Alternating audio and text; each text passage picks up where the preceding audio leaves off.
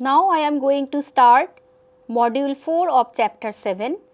This module is devoted to the application of Hankel transformation and Mellin transformation. The Hankel transformation and Mellin transformation are named according to the great mathematicians Hankel and Mellin respectively. Hankel is a German mathematician. He is famous for his work in mathematical analysis, which include Hankel transformation. In Hankel transformation, Bessel function is used as the kernel. A large number of axisymmetric problems in cylindrical polar coordinate systems are solved using Hankel transformation. Now we are going to our slide presentation. The Hankel transform of order nu and parameter xi of a function fr where 0 less than equals to r less than infinity is defined by h nu fr equals to f bar nu xi equals to integration 0 to infinity r fr j nu xi r dr. Here the parameter nu must be greater than minus half. The corresponding inverse Hankel transformation is fr equals to integration 0 to infinity xi f bar nu xi j nu xi r d xi.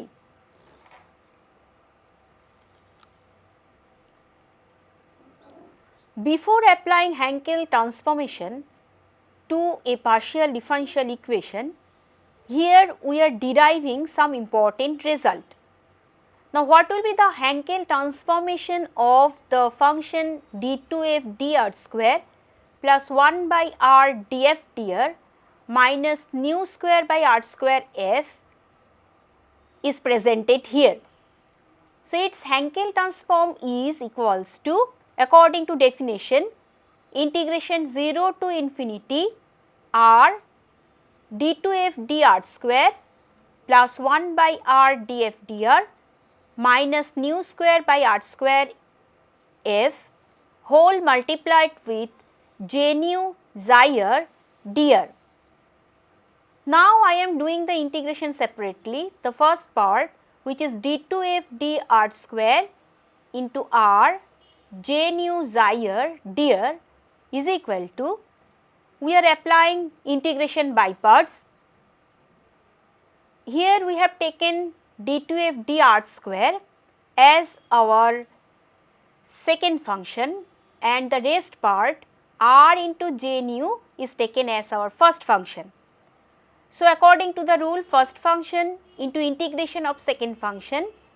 So, that gives the first term df dr into r j nu over the interval 0 to infinity minus integration 0 to infinity derivative of first function, that is ddr of r j nu into integration of second function df dr dr.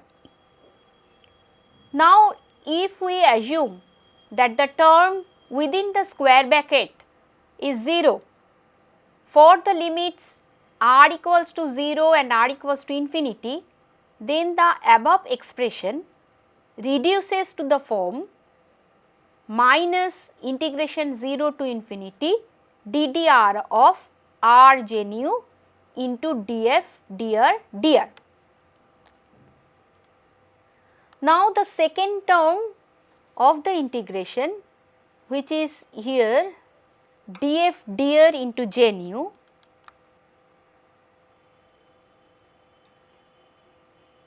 okay. Now, the value of the integration can be obtained again using the integration by parts. So, if we apply integration by parts again, we obtain its value is minus ddr of r j nu into f. So, here we have taken df dr as our second function and the rest part as our first function. So, first function into integration of second function and then integration of derivative of first function into integration of second function. So, that gives the expression which is written in the first line of this slide. Again we are assuming the term within the square bracket is 0 for r equals to 0 and r equals to infinity. So, the expression or the value of the integral can be written as integration 0 to infinity d2 dr square of r j nu into f dr. Now, we want to find the value of the second part. So, which is here df dr into j nu integration integrated over 0 to infinity. So, value of df dr into j nu integrated over 0 to infinity is equal to, again we are assuming df dr as our second function. So, first function j nu into integration of second function which is f over the limit 0 to infinity minus integration of derivative of first function, that is d dr of j nu into integration of second function f dr.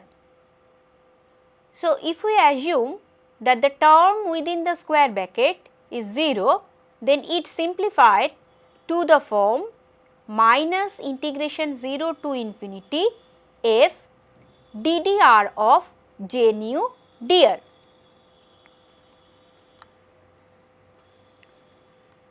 Now, if we look at the expression, that means the Hankel transform of the equation or the expression d2f dr square plus 1 by r df dr minus nu square by r square f, it becomes 0 to infinity f d2 dr square of r j nu minus d dr of j nu minus nu square by r into j nu dr. Now, this can be again simplified to the form integration 0 to infinity r fr multiplied with d2 dr square of j nu plus 1 by r d dr of j nu minus nu square by r square j nu dr. Now, the expression within the square bracket, for this expression we substitute xi r equals to p. So, with respect to the variable p, we can write the expression within the square bracket as xi square into d2 dp square of j nu plus 1 by p ddp of j nu minus nu square by p square into j nu.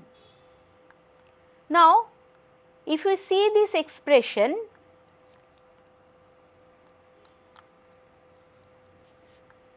and if you look the equation, you can find the value of that expression from this equation.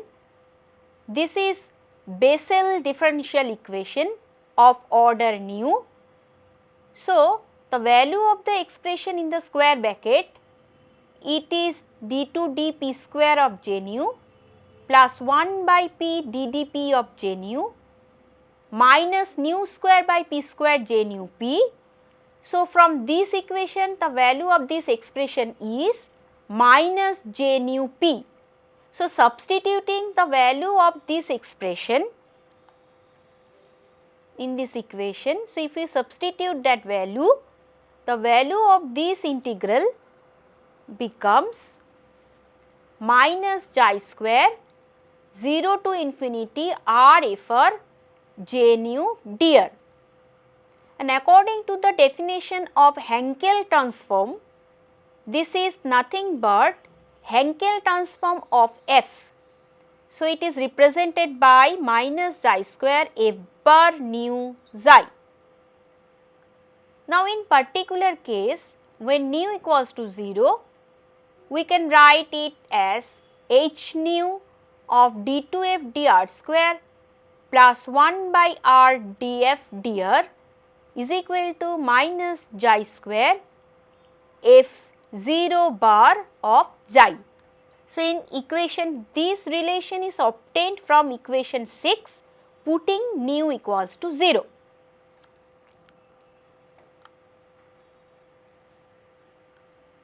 Now, I shall apply Hankel transform to solve heat equation. Now, consider the heat equation in axisymmetric problem. So, for that case the heat equation can be represented by the equation which you can see here, del u del T equals to kappa del 2u del r square plus 1 by r del u del r, where r ranges from 0 to infinity and T is the time variable which is greater than 0. And we also have the initial condition u r0 equals to capital U, where capital U is a constant for 0 less than r less than a and its value is 0 for r greater than a.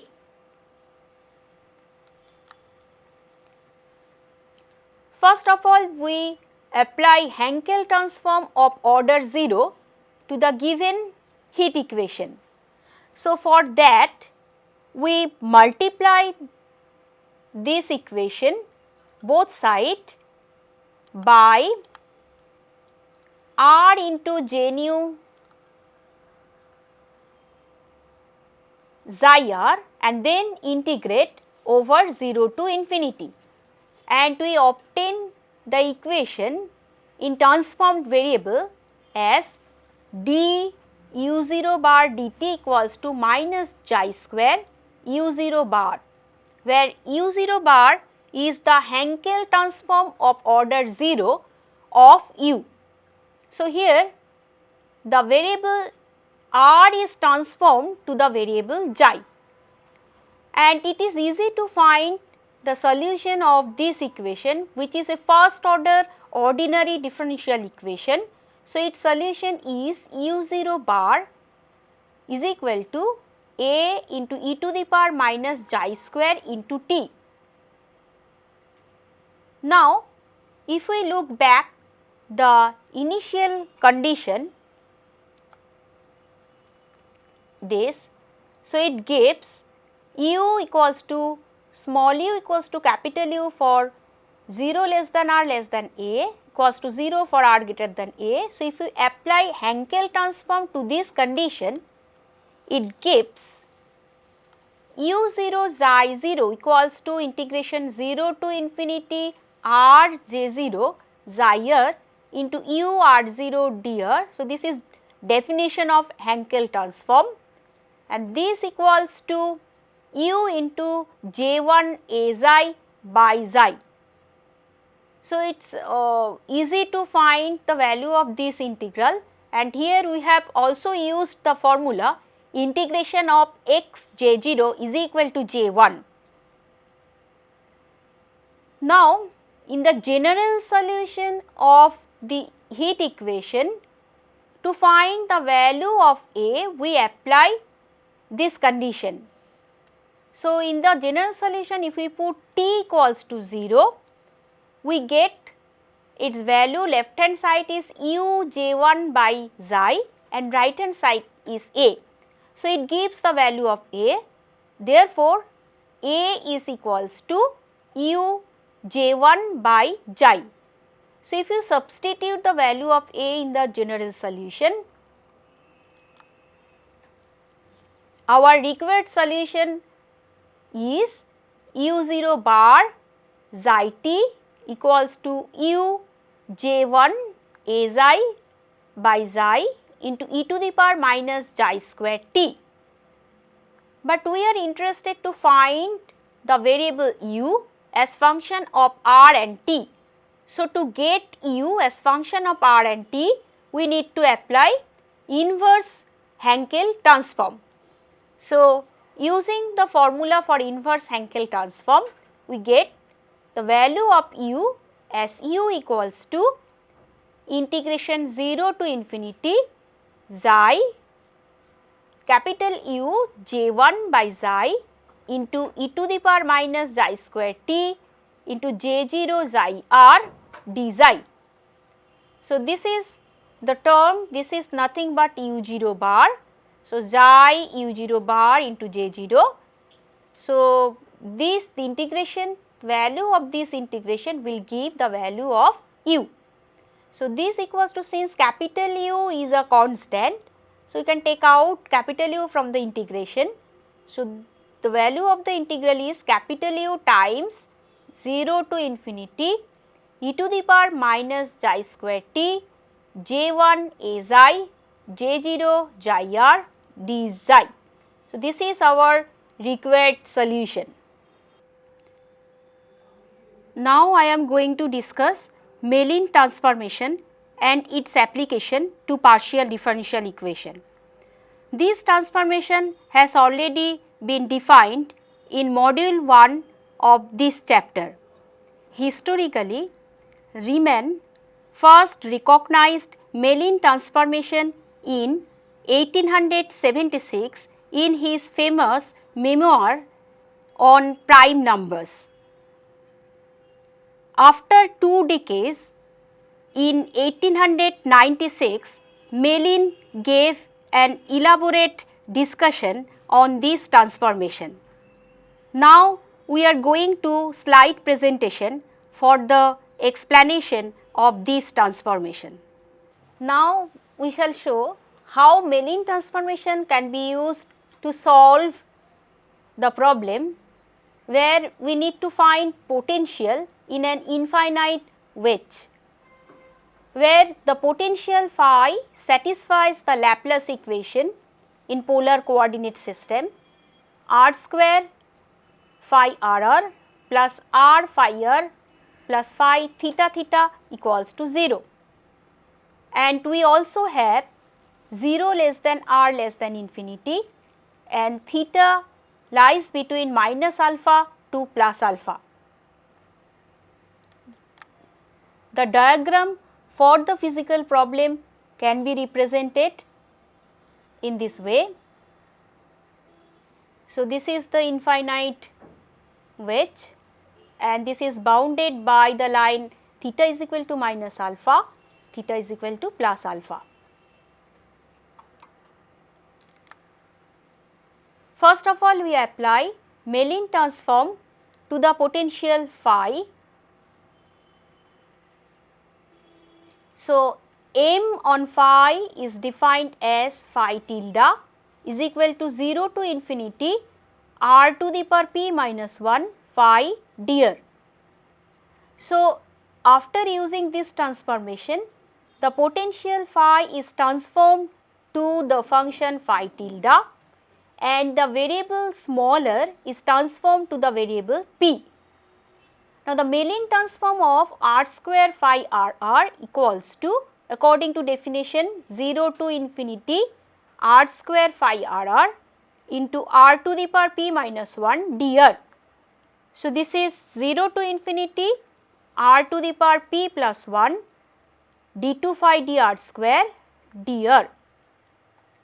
Again we are using integration by parts, where r to the power p plus 1 is taken as first function and del 2 phi del r square is taken as second function. So, first function into integration of second function minus integration of derivative of first function, which is p plus 1 into r to the power p, and integration of second function del phi del r dr. Now, if we assume that del phi del r tends to 0 as r tends to infinity, then the first term becomes 0. So, it becomes, value of the integral becomes minus p plus 1 integration 0 to infinity r to the power p del phi del r dr. We again use integration by parts. taking del phi del r as our second function. So, first function into integration of second function minus integration of derivative of first function, that means p into r to the power p minus 1 into integration of second function phi dr. If we again assume that phi tends to 0 as r tends to infinity, then the first term gives 0 and value of the integral can be written as p into p plus 1 integration 0 to infinity r to the power p minus 1 phi dr, and this integral is nothing but phi tilde p theta, which is the Mellin transform of phi with respect to the variable r. Now we find the Mellin transform of r phi r. So, this is nothing but integration 0 to infinity r phi r to the power p minus 1 dr. So, this is 0 to infinity r to the power p d phi dr dr. In the next line we are applying integration by parts, taking r to the power p as our first function and d phi dr as our second function.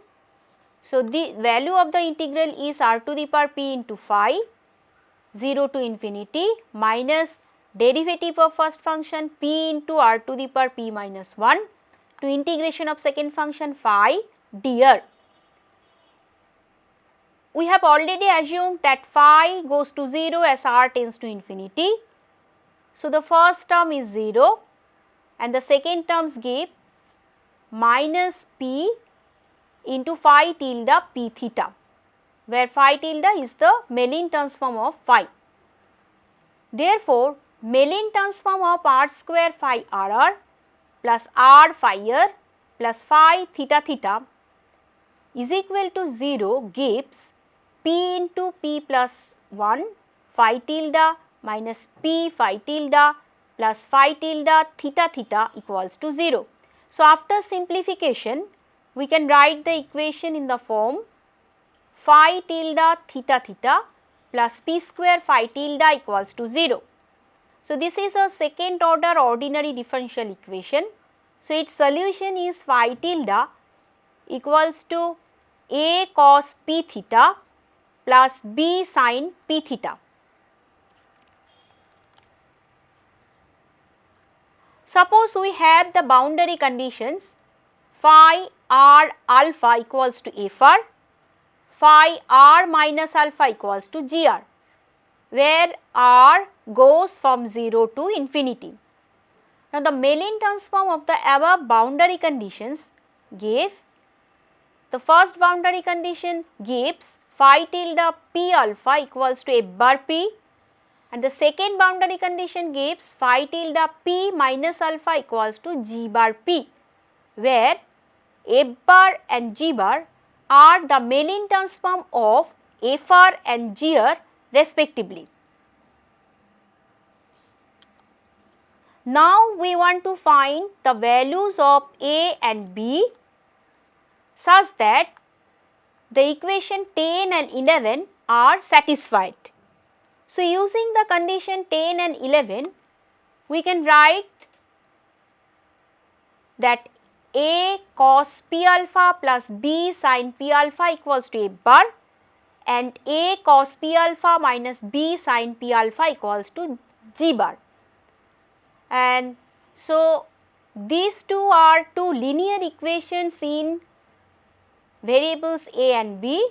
So, it is easy to solve these two equations. So, solving these two equations, we get the values of a and b as follows: a equals to f bar plus g bar by 2 cos p alpha and b equals to f bar minus g bar by 2 sin p alpha.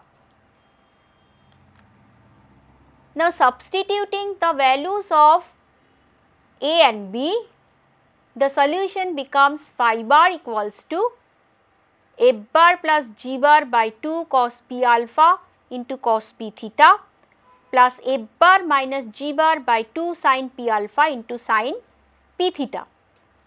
After simplification, we can write it as equal to f bar into sin p theta plus alpha by sin 2 p alpha plus g bar sin p alpha minus theta by sin 2 p alpha. It can be written in this way also.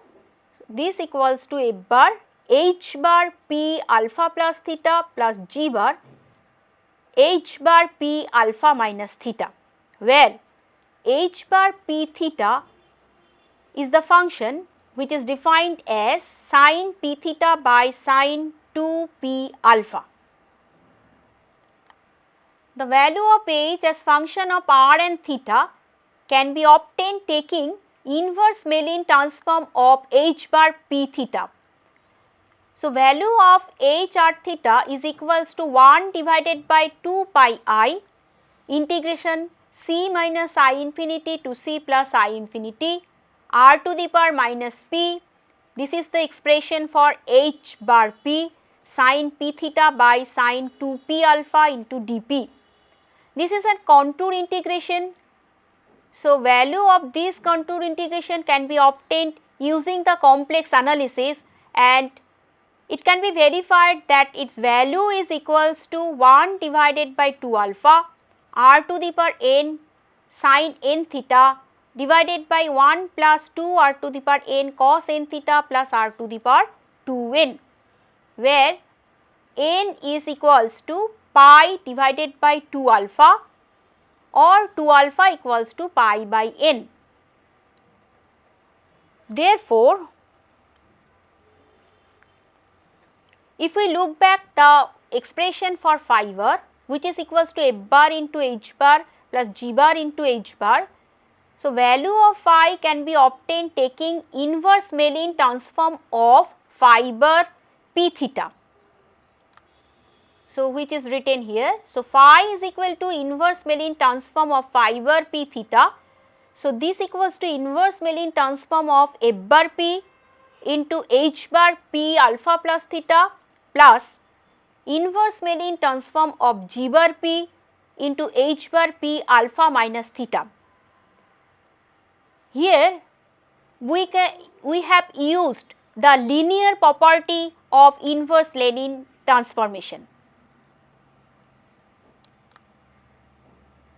Now, using convolution theorem on Mellin transformation, we get phi is equal to r to the power n cos n theta by 2 alpha integration 0 to infinity xi to the power n minus 1 f xi divided by xi to the power 2n minus 2 r xi to the power n sin n theta plus r to the power 2n d xi plus integration 0 to infinity xi to the power n minus 1 g xi by xi to the power 2n plus 2 r xi to the power n sin n theta plus r to the power 2n.